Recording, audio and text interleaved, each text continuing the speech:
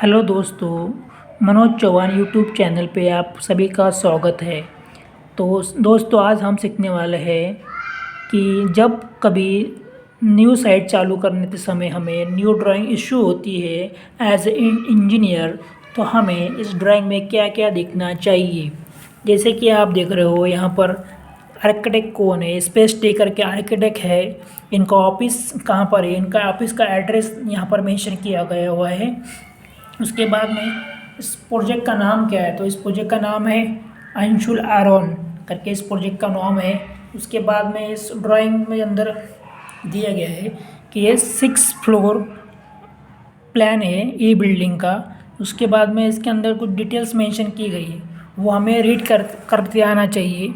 जैसे कि यहाँ पर आप देख रहे हो कि यहाँ पर R0, R1, R2, इसका मतलब क्या होता है। R0 मीन्स क्या होता है, जब भी आर्किटेक्ट हमें ड्राइंग इशू करता है तो सबसे पहले ड्राइंग कौन सी बनती है, मतलब जिस किसी डेट पे उन्होंने फर्स्ट ड्राइंग इशू की होगी उसकी यहाँ पर डेट रहती है। जैसे कि यहाँ पर 30/7/2016 को फर्स्ट टाइम ये ड्राइंग फॉर एक्सटेंशन पर्पज़ के लिए बनाई गई थी। उसके बाद में R1 जो है वो 8/12/2016 को बनाई गई थी। तो उसके अंदर भी कुछ करेक्शन हुए, जैसे कि एनीथिंग जो भी हमसे कुछ गलतियाँ होती है आर्किटेक्ट से, तो उसको चेंजेस करने के लिए फिर से उन्होंने एक न्यू ड्राइंग इशू की, उसको बोला गया R2। तो R2 के अंदर जो है वो सबसे न्यू ड्राइंग करके आप यूज़ कर रहे हैं उसको। अगर कई बार क्या होता है, हमें साइट पे काम करना होता है और हमें ये पता ही नहीं होता है कि हमने ओल्ड ड्राइंग यूज़ कर रहे हैं या न्यू ड्राइंग यूज़ कर रहे हैं। तो उससे क्या होता है, अगर हमने R1 यानी कि ओल्ड ड्राइंग यूज़ किया, उसके हिसाब से काम किया, तो हमारे काम के अंदर बहुत सारी गलतियाँ हो जाएगी। तो फिर बाद में हमें उसके तोड़ना पड़ेगा या रिपेयरिंग करना पड़ेगा, उसके अंदर बहुत सारा हमारा कॉस्टिंग का लॉस हो जाएगा। तो हमें ये ध्यान रखना चाहिए कि हम जब भी कोई काम यूज़ कर रहे हो तो लेटेस्ट ड्राइंग हमारे पास में होनी चाहिए। जैसे कि R2 से अगर हम एज़ पर ड्राइंग काम करोगे तो हमसे कुछ गलतियाँ नहीं होगी। उसके बाद में यहाँ पर और कुछ डिटेल मेंशन की गई है, जैसे कि यहाँ पर लिखा है डोर की साइजेस क्या है और विंडो की साइजेस क्या है। डी जो है वो मेन डोर होता है, उसकी साइज दी गई यहाँ पर 1.05 × 2.3 और टोटल नंबर ऑफ डोर एक फ्लोर के ऊपर। वैसे D1 है 0.9 × 2.3, टोटल नंबर ऑफ डोर दिए गए हैं। वैसे ही D2 0.75 × 2.3, ओके। SD होता है अपना जो स्लाइडिंग डोर, जो हॉल टेरेस के अंदर रहता है, वो 1.8 × 2.3 टोटल नंबर ऑफ मेंशन है पूरे प्लान के अंदर। उसके बाद में रहता है विंडोज़ की साइज दी गई 1.8 × 1.6 kW, यानी उससे जो छोटी विंडो आती है किचन में वो 1.15 × 1 मीटर्स। और ये अपना वेंटिलेशन अपन जनरली टॉयलेट में देते हैं, वो 0.6 × 1 मीटर उसकी हाइट होती है।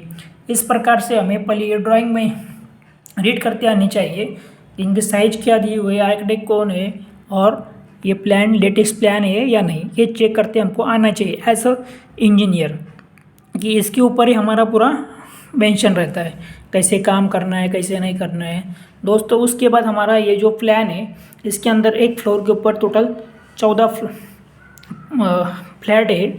सबसे पहले आप देखोगे इसके अंदर कि एक फ्लोर के ऊपर 14 फ्लैट दिए गए हैं।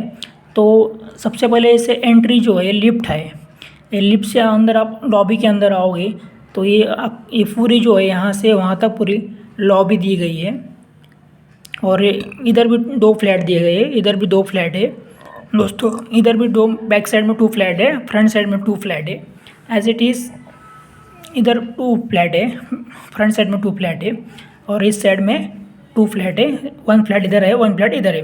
तो दोस्तों सबसे पहले हम जब भी लिफ्ट के अंदर से फर्स्ट फ्लोर पे आएंगे या 6th फ्लोर पे आएंगे, किसी भी फ्लोर पे आप जाओगे तो लिफ्ट से एंट्री होने के बाद में आप जब पैसेज होते हुए फ्लैट के अंदर एंट्री मारोगे तो आप देख रहे हो यहाँ पे बहुत बड़ा पैसेज दिया गया है।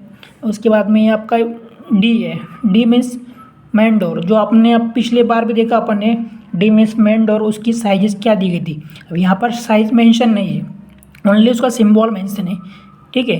तो आपने देखा डी का कितना लेंथ और विड्थ था, 1.05 उसकी विड्थ थी और हाइट 2.3 थी। तो यहाँ से आप जब एंट्री करोगे आपके लिविंग रूम में, लिविंग रूम मीन्स हॉल होता है आपका, तो हॉल के अंदर आप एंट्री मारोगे, ये इतना बड़ा पूरा हॉल है, इसके अंदर देखो डब्ल्यू दिया है, डब्ल्यू मीन्स विंडो, विंडो दिया हुआ है यहाँ पे। विंडो की साइज यहाँ मेंशन नहीं है, ओनली डब्ल्यू दिया है और सिंबल मेंशन किया है, और सिंबल अपने को शेड्यूल के अंदर लिखना पड़ता है कि यहाँ पर इसकी साइजेज क्या है। उसके बाद यहाँ से आप एंट्री मारोगे तो ये आपका किचन आ गया। अब देखो दोस्तों, एक किचन आ गया, किचन का एरिया दिया हुआ है, यहाँ पर भी KW दिया है, किचन की विंडो यहाँ पर मेंशन करना है। उसकी डिस्टेंस दी गई यहाँ से, इक्वल डिस्टेंस जो फ्लैट का डायमेंशन रहेगा उसके उसमें से विंडो का साइज माइनस करके आजू बाजू में जो पिलर होता है अपने वो सेम आना चाहिए। उसके बाद अब यहाँ से सीधा जाओगे तो ये आपका हो गया बेडरूम, ये है मास्टर बेडरूम। मास्टर बेडरूम के अंदर ही आपको अटैच टॉयलेट दिया गया है, टॉयलेट के बाद में इसको अटैच टेरेस दिए गए हैं।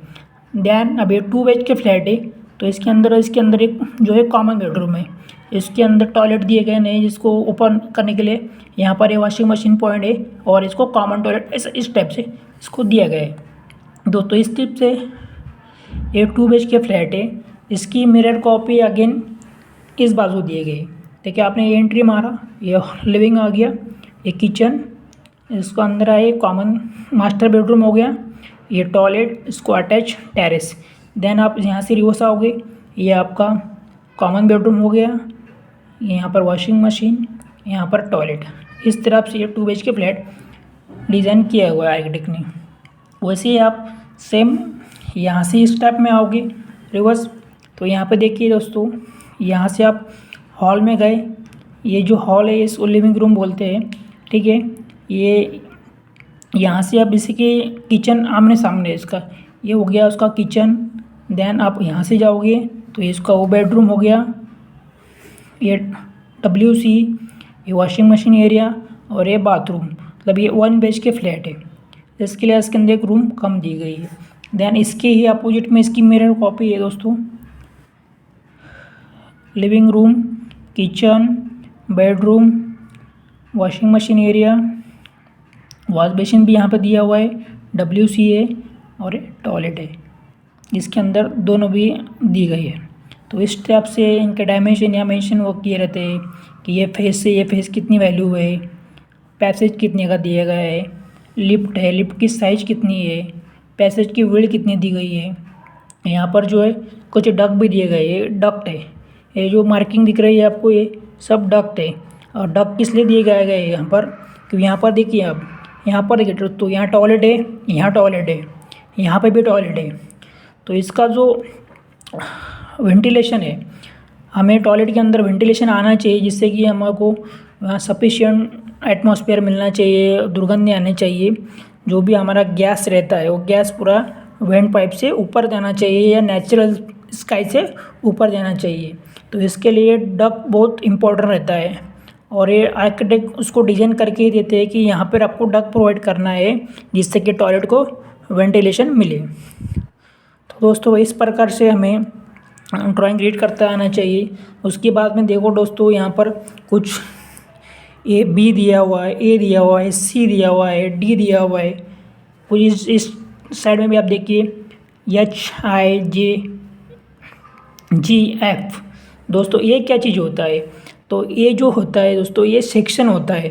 जैसे कि अब ये बिल्डिंग है, इसका सेक्शन आपको वो भी पढ़ते आना चाहिए कि ये सेक्शन मीन्स होता है क्या। जब कभी आप ये जो एरो देख रहे हो, यहाँ से ये एरो इस टाइप से खड़े रहोगे, इधर इधर खड़े रहोगे, तो ये बिल्डिंग को जब ये कट करता है, तो कट करने के बाद में ये व्यू कैसे दिखेगा, आप इस साइड से इसको देखोगे तो बिल्डिंग कैसी दिखनी चाहिए।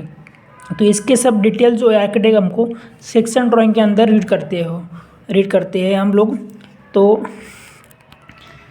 इस तरह से हमें ड्राइंग रीड करते आना चाहिए, और सेक्शन कैसे पढ़ना है वो भी मैं आपको एक दिन सेक्शन भी दिखाऊंगा, किस तरह से हम लोग सेक्शन रीड करता आना चाहिए।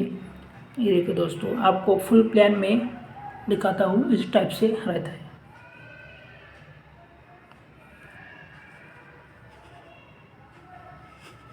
थैंक यू दोस्तों, वॉचिंग के लिए। शेयर कीजिए, सब्सक्राइब कीजिए। Thank you.